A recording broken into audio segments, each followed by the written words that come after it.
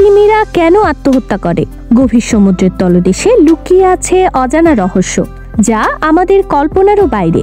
রহস্যজনক এই সমুদ্রতলে লুকানো রয়েছে এমনও কিছু প্রাণী যাদের অনুভূতি বোঝা আমাদের জন্য দুঃসাধ্য ব্যাপার।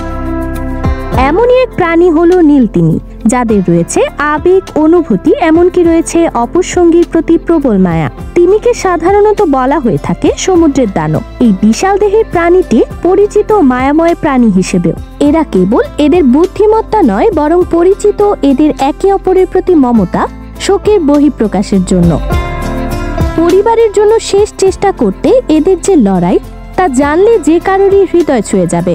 নিজের পরিবারকে বাঁচানোর জন্য লড়াই করলেও এরা নিজেকে একসময় মৃত্যুর দিকে এগিয়ে নিয়ে যায়। পৃথিবীর সাথে সকল মায়া এরা স্বেচ্ছায় পরিসমাপ্তি মেনে নেয়। আর তাই অনেকের মনে কৌতূহল তৈরি হতে পারে, কেন তারা স্বেচ্ছায় মৃত্যুর দিকে পা বাড়ায়।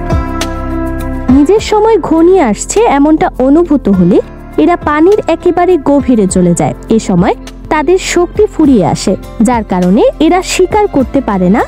এক সময় এরা নিস্তেজ হয়ে পড়তে শুরু করে। এরপরই নিজেকে সমুদ্রের গভীরে সঁপে দিতে প্রস্তুত হতে থাকে এই নীলতিমি। কিন্তু পরিবারের অন্য সদস্যরা এই সময় চেষ্টা করে তাদের পাশে থাকার, এমনকি তাদের বাঁচানোর শেষ চেষ্টাটুকু চালিয়ে যায়। বিভিন্ন বিজ্ঞানীদের মতে যখনই এই নীলতিমিগুলো শিকার করতে অক্ষম হয়ে পড়ে, তখন থেকে মূলত এদের অন্তিমকাল ধরা হয়। এ সময় তাদের পরিবারের সদস্যদের সাথে সম্পর্ক গভীর হতে থাকে, কিন্তু পরিশেষে জীবনের কাছে হার মানতে বাধ্য হয় এই প্রাণীটি। ধীরে ধীরে মৃত্যুর কোলে ঢলে পড়তে থাকে এবং এক সময় গভীর সমুদ্রে তলিয়ে যেতে শুরু করে।